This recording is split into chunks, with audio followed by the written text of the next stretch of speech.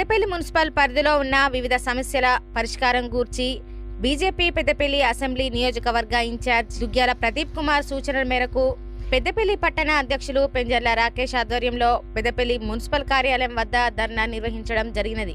ఈ కార్యక్రమంలో శిలార పర్వతాలు, రామ్ సింగ్, తంగెడ రాజేశ్వరరావు, పల్లె సదానందం, ఒల్ల తిరుపతి, ఈల శంకర్, వెన్నంపల్లి శ్రీనివాస్, కావేటి రాజగోపాల్, మహంత కృష్ణ, ఎర్రోల శ్రీకాంత్, ఫహీం, ఉప్పు కిరణ్, సత్యనారాయణ, గుడ్ల సతీష్, సురేందర్ కుమార్, వినయ్, శ్రీనివాస్, శివయ్య, సోడాబాబు, శ్రీధర్, రాజేష్, సతీష్, రాజు, అంజీ, మధుకర్, ఆనందరావు, సాయి, శ్రీనివాస్, బీజేపీ నాయకులు, కార్యకర్తలు అధిక సంఖ్యలో పాల్గొన్నారు। భారతీయ జనతా పార్టీ పెద్దపల్లి మున్సిపల్ శాఖ ఆధ్వర్యంలో ఈరోజు పెద్దపల్లి పట్టణంలో పలు సమస్యలపై ఈరోజు పెద్దపల్లి మున్సిపల్ కమిషనర్ దగ్గర మెమోరాండం ఇచ్చి ధర్నా నిర్వహించడం జరిగింది। పెద్దపల్లి పట్టణంలో పేరుకే పెద్దపల్లి మున్సిపల్ తప్ప ఏ అభివృద్ధి లేదు। పెద్దపల్లిలో డ్రైనేజ్ వ్యవస్థలు వర్షాకాలం వస్తే డ్రైనేజ్లో పోయే నీరు ప్రతి రోడ్లపై పారే పరిస్థితి ఏర్పడుతుంది। అలాగే శానిటైజర్ చూసుకుంటే ఒక్క చంద్రపల్లిలో చూసుకుంటే ఒక్క ట్రాక్టర్తో 3 వార్లు దింపుతారు। ఒక్క ఇంటికి చెత్తబండి రావాలంటే వారం నుంచి 10 రోజులు పడుతుంది। ఇదే నా మున్సిపల్ శాఖ చూసేది। అలాగే మేము అడుగుతున్నాం, పెద్దపల్లిలో దోమల పరిస్థితి చాలా ఉన్నది।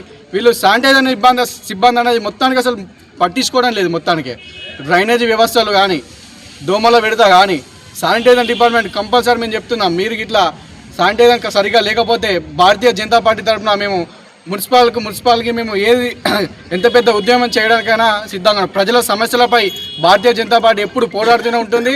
అలాగే రేపు జరగబోయే స్థానిక సంస్థ ఎలక్షన్లో చైర్మన్ పీఠాన్ని భారతీయ జనతా పార్టీ కైవసం చేసుకున్నామని చెప్పి ఈ సందర్భంగా మేము తెలియజేస్తున్నాం। జిల్లాగా ప్రకటించి జిల్లా హెడ్ క్వార్టర్ అయినా కానీ, మున్సిపాలిటీగా ప్రకటించినా కానీ, పేరుకు పెద్దదైనా కానీ పెద్దపల్లి పట్టణం లోపల మున్సిపాలిటీ స్థాయికి తగినటువంటి ఏ మౌలిక సదుపాయాలు కూడా ఇప్పటి వరకు కలిగించలేదు। గత ప్రభుత్వం లోపల 10 సంవత్సరాలు టీఆర్ఎస్ ప్రభుత్వం లోపల కానీ, ఈ 2 సంవత్సరాల కాంగ్రెస్ ప్రభుత్వం లోపల కానీ పెద్దపల్లి తీవ్రమైనటువంటి నిర్లక్ష్యానికి గురైంది। ఇక్కడ మాస్టర్ ప్లాన్ అమలు చేయడం లేదు। అప్పుడు 2019 లోపల చేసినటువంటి మాస్టర్ ప్లాన్ను ఆమోదించినరా లేదా కూడా తెలియదు, మరి దాన్ని అమలు చేస్తున్నారో తెలియదు।